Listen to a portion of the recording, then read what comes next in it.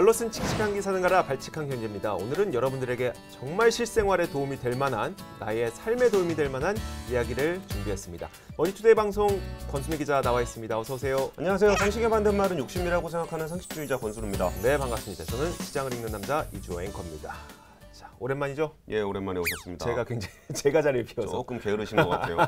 일이 좀 많았었어요. 예. 네, 자 오늘도 저희가 정말 신박하기도 하고 굉장히 또 우리 실생활에 정말 도움이 될 수 있을 만한 이야기를 준비했는데 실생활에 도움이 될지는 모르겠지만 도움 됩니다. 맛있는 거 먹고 살려면 꼭 도움이 되는 그런 분을 모셨습니다. 오늘 어떤 분이 오셨을까요? 오늘 제가 특별한 분을 모셨는데 최근에 그 최저임금을 비롯해서 네. 자영업 폐업률이 높다 이런 네. 얘기들도 많이 하고 있잖아요. 그렇죠. 그럼 진짜로 그 자영업이 어떻게 돌아가고 있는지에 대한 얘기도 좀 들어보면서 실제로 자영업을 하는 사람들은 또 어떤 거를 좀 더 신경을 써가면서 해야 되는지 네. 그리고 맛있는 집이 어디 있는지 이런 얘기를 하기 위해서 아주 특별한 분을 모셨습니다. 네.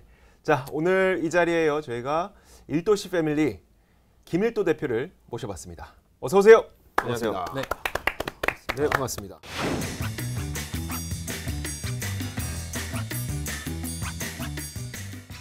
일도시 곱창, 일도시 닭갈비, 일도시 찜닭, 일도시 뚝불, 내일도 두부, 일도 불백, 이스트빌리지 서울이라는 외식업 브랜드들을 운영하고 있는 김일도라고 합니다. 반갑습니다. 반갑습니다. 네. 와. 지금 말씀하셨던 모든 가게가 네, 있는 거죠? 네 맞습니다.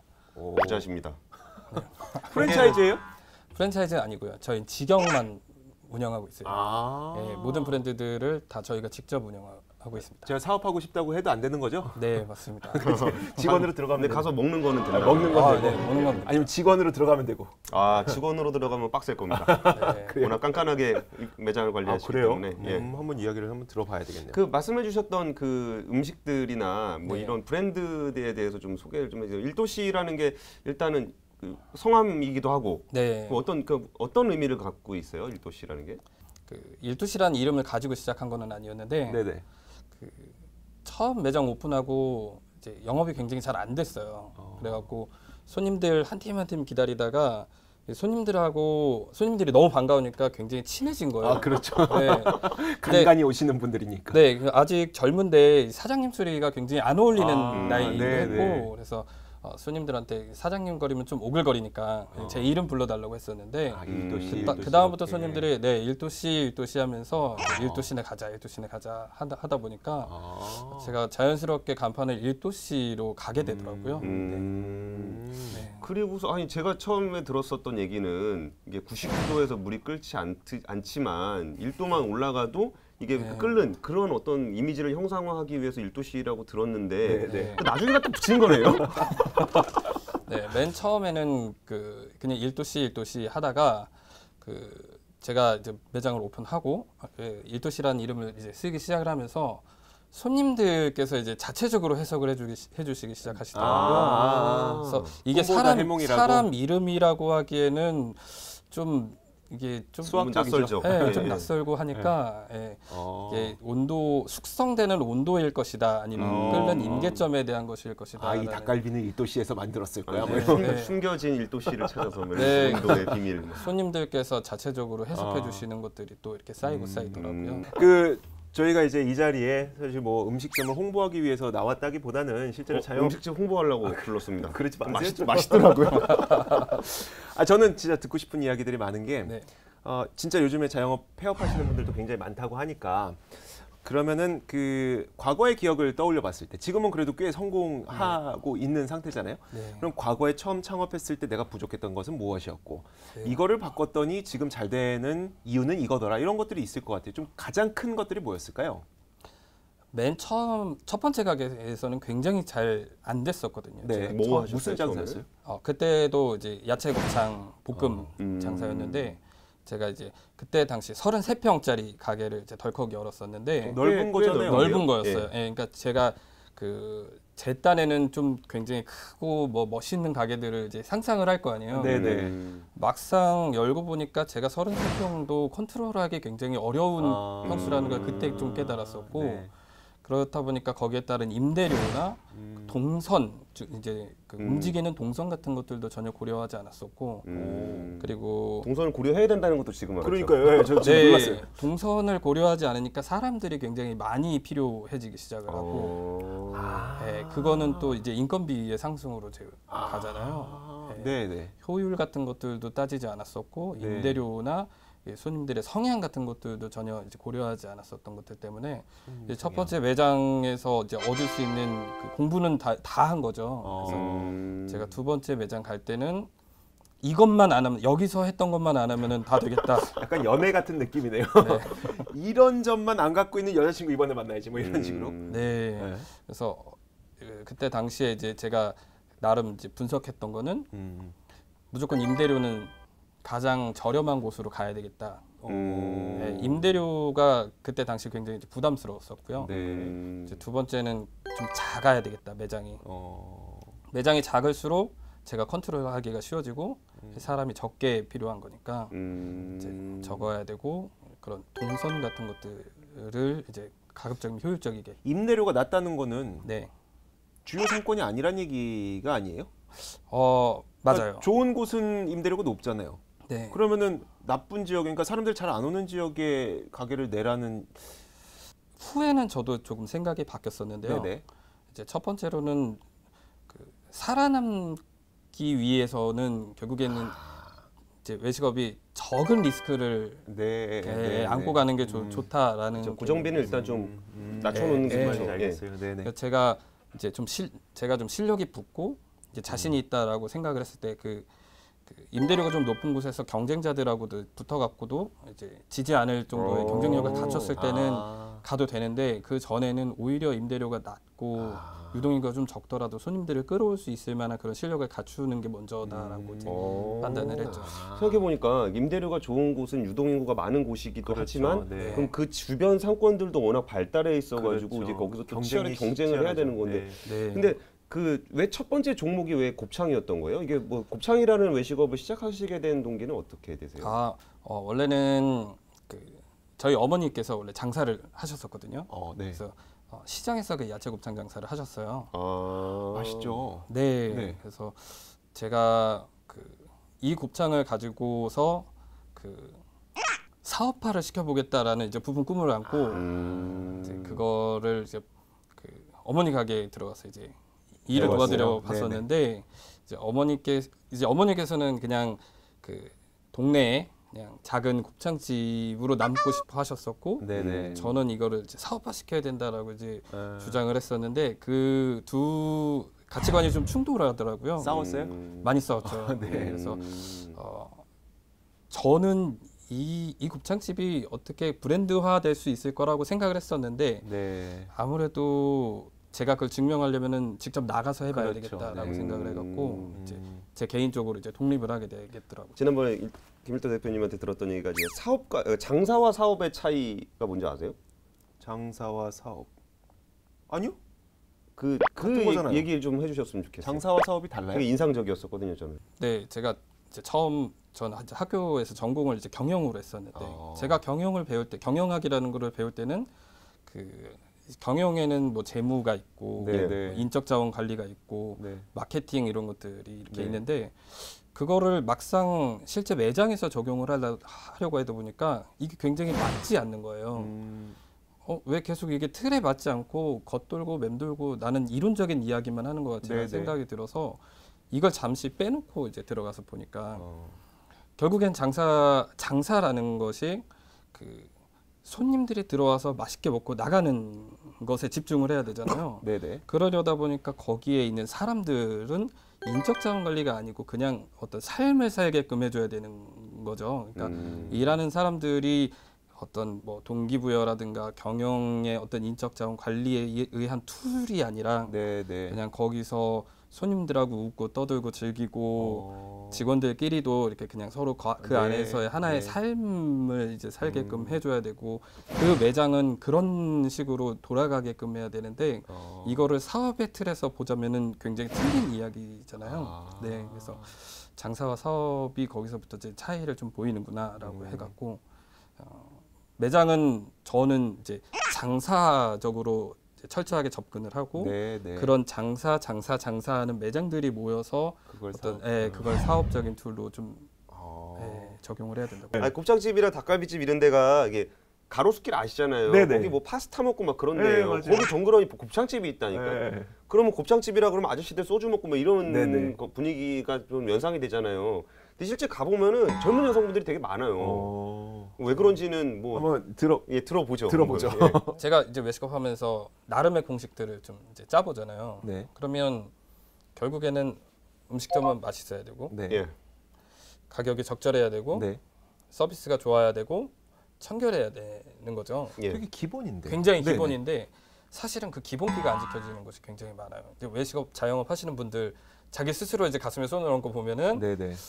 맛있다라고 확실히 얘기할 수 있을까? 어. 우리가 서비스가 정말 좋다라고 얘기할 수 있을까? 네. 우리가 정말 청결하다고 이야기할 수 있을까라고 해서 어. 거기에 대해서 100% 자신할 수 있는 분들이 많지 않으실 수 있어요. 음. 근데 제가 바라봤었던 그 가게는 그 인건비 이제 상승하면서 사장님께서 제일 먼저 사람부터 줄이잖아요. 네네. 사람이 줄여지다 보니까 제일 먼저 서비스 퀄리티가 많이 그렇죠. 떨어졌고요. 네. 서비스 퀄리티가 떨어지면서 그 덩달아 떨어졌던 게 청결도. 사람이 없으니까 청소할 사람도 아, 없으니까 네. 네. 청결도가 떨어졌고 또 사람이 없어지다 보니까 맛을 유지하는 맛도 흔들리기 시작을 한 거예요. 사장님도 막 열심히 일해야 되다 보니까 음식 맛에 쓰는 네, 그 네. 비중이 좀 줄었나 보네요. 네, 맛도 막 잡아야 되고 어. 서비스도 잡아야 되고 뭐 청소도 해야 되는데 이걸 혼자 다 하기가 이제 너무 버거워지고 네네.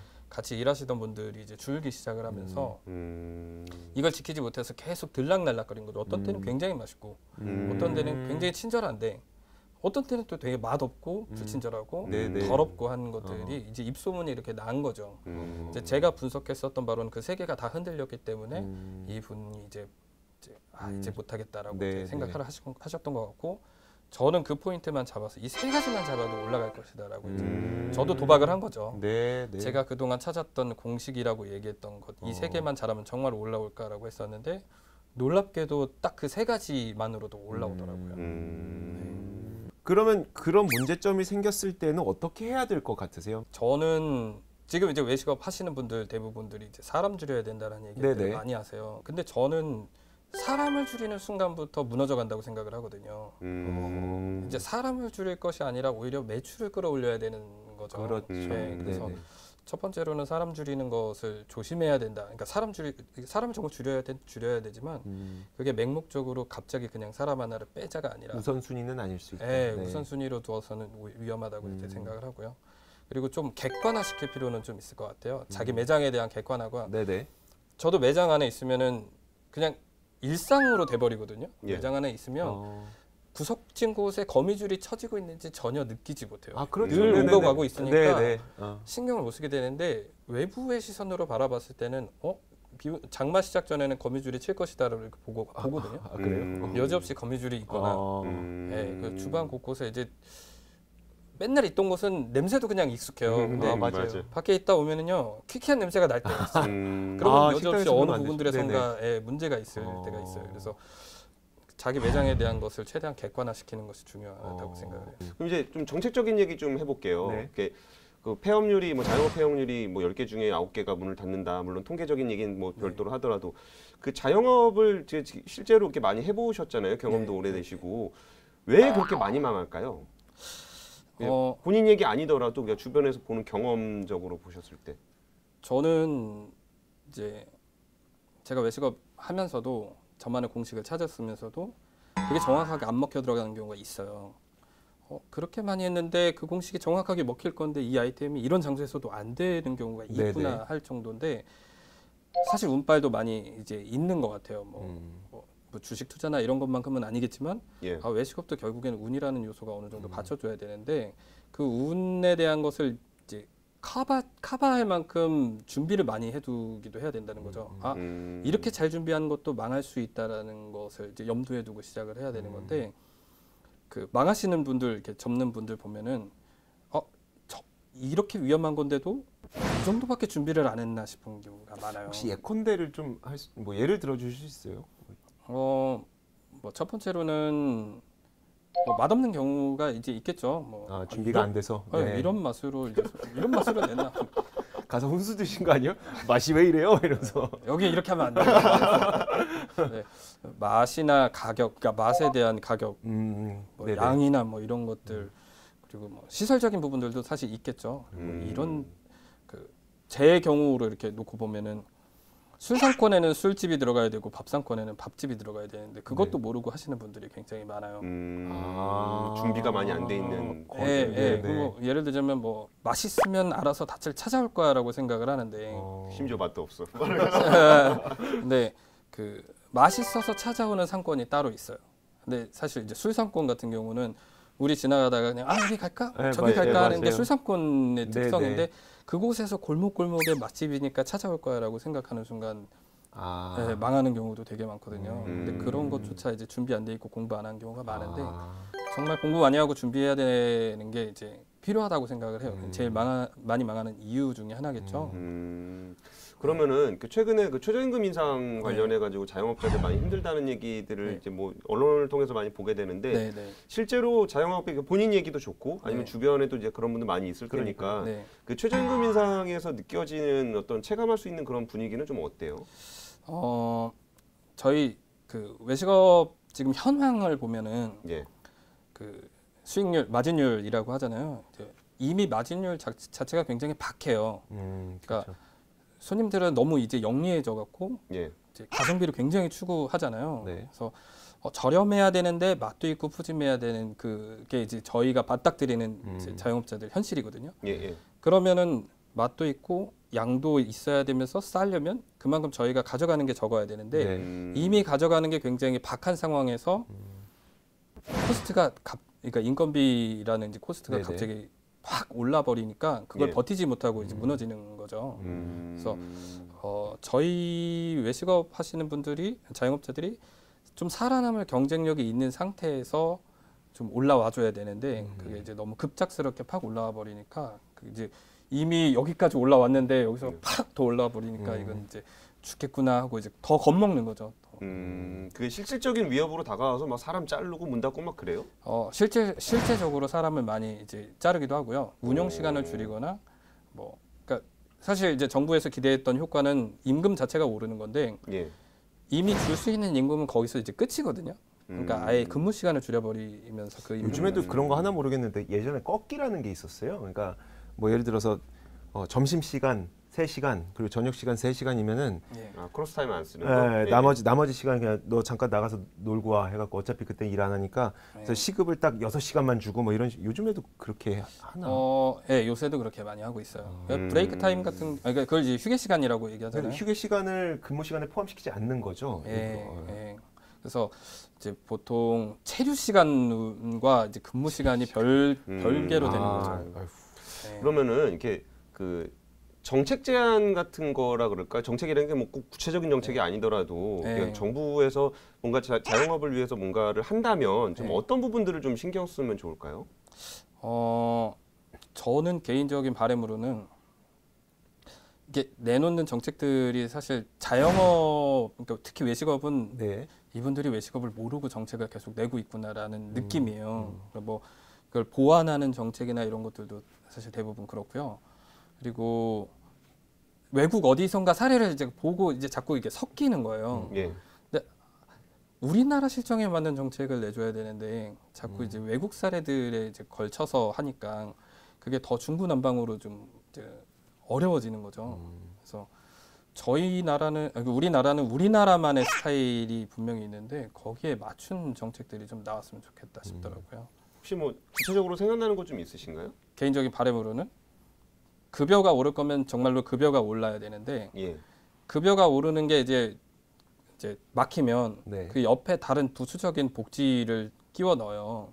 제가 이제 첫 번째로 이제 얘기하는 것 중에 하나는 주휴수당이라는 개념인데 사실 주휴수당이 급여가 오르다가 이제 막히니까 주휴수당이라는 개념으로 뺐는데 그 이제 휴무에 대한 것을 하루 더 주겠다라고 이제 쳐준 건데 외식업이나 이런 현장은 휴무 하루를 더 준다고 답이 나오는 게 아니니까 대부분 휴무를 못 쓰고 그냥 그게 수당적으로 나가는 거거든요. 예.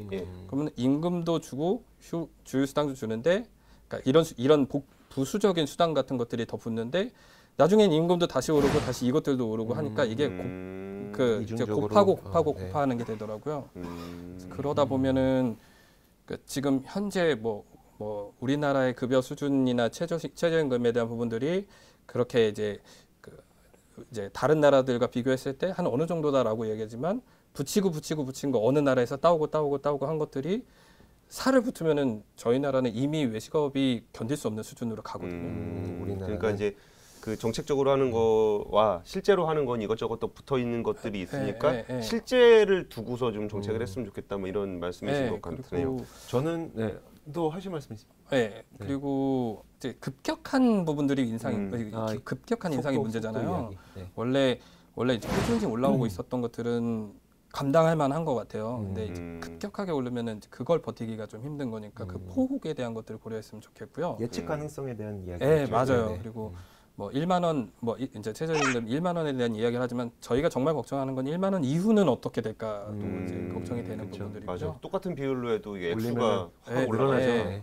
그리고 그 사실 임금이 오른다는 거는 기대하는 바는 주머니에 가져가는 거, 업주가 가져가는 부분들을 좀 줄여라라는 이야기이기도 한데 이미 가져가는 것들이 너무 적은 상태니까 그 부분들이 힘든데 저는 제가 바라봤었던 부분들은 사실 음식값이 1,000원만 올라가도 그거 감당할 만하거든요.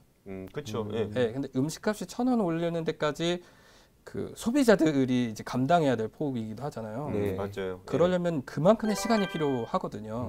그 시간 폭도 같이 고려해서 음식값도 올라가고 임금도 올라가고 업자들도 버틸 수 있고 하는 그런 환경들이 좀 조성되게끔 갔으면 좋겠어요. 이게 사실 그거예요. 결국 그게 물가인데 물가 오르는 거에다가 조금 더해서 올라가면은 버틸만 해요. 그래갖고 실제로 최저임금을 계산하는 그 법적으로 규정되어 있는 산식에 보면 물가 상승률을 감안하게 돼 있어요. 근데 언젠가부터는 거기에 이제 기준이라고 할 수 있는 생산성이라든지 물가라든지 뭐 이런 것들이 좀 이렇게 큰 의미를 안 두시더라고. 최저임금위원회를 할 때. 최저임금의 인상폭이라는 게 정무적으로 이루어지다 보니까 그쵸. 그런 의미가 많이 희석이 된 그러니까 거죠. 펀더멘탈하게 올라가는 부분을 같이 맞춰가는 게 아니고 정무적으로 이제 10,000원이란 목표를 향해서 가다 보니까 좀 그런 일들이 좀 생기는 게 아닌가 싶어요. 저는 마지막으로 일도 씨께서 오셨으니까 김일도 대표가 오셨으니까 사실 그 지금 뭐 어려울 수밖에 없는 자영업자분들이 좀 이런 식으로 뭐 발상의 전환이나 이런 식으로 나의 자세의 변화나 이렇게 해서 일단 주어진 환경을 지금 우리가 당장 바꿀 수는 없잖아요. 뭐 바뀔 수는 있겠지만 그게 뭐 5년이 걸릴 수도 있고 10년이 걸릴 수도 있는데 내가 파산하는 건 뭐 1, 2년 내에 가능한 거니까. 그럼 우리는 어떻게 했으면 좋겠습니다. 자영업자분들 이런 좀 그 희망의 메시지라고 해야 될까요? 뭐 조언이라고 해야 될까요? 제가 종종 자영업 하시는 분들한테 이제 늘 드리고 싶은 이제 메시지 중에 하나는 그 되게 시류에 편승하시는 분들이 많아요. 요즘 뭐가 뜨더라, 요즘은 어떤 걸 하면 괜찮다더라라고 하면 그거에 솔깃해서 따라가다가 자기 자신을 잃어버리는 경우가 굉장히 많거든요. 그러다 보면 뭐 재미를 1년 정도는 볼 수 있으나 2, 3년 버티기는 사실 힘든 거잖아요. 근데 저는 매장 열고 1년 뒤 혹은 2년 뒤부터가 시작이라고 보거든요. 손님들 한 팀 한 팀 이제 쌓이는 거잖아요. 손님 한 팀 한 팀 단골들이 쌓여가지고 쌓여서 1년 뒤나 2년 뒤에 이제 그 다음부터 수익을 낼 수 있는 것들 그런 방식으로 가야 되는데 1년 안에 확 1억 천금을 이제 벌려고 하니까 그게 탈이 난다고 이제 보거든요. 그래서 너무 이렇게 따라가지 말고 흐름은 읽되 따라가지 말고 자기 자신이 이제 하고자 하는 것들 묵묵히 해나가시면서 뿌리를 길게 내리셨으면 좋겠습니다. 네, 알겠습니다. 자, 오늘도 발칙한 경제는 여기서 인사드리겠습니다. 오늘 김일도 대표와 함께 했습니다. 고맙습니다. 감사합니다.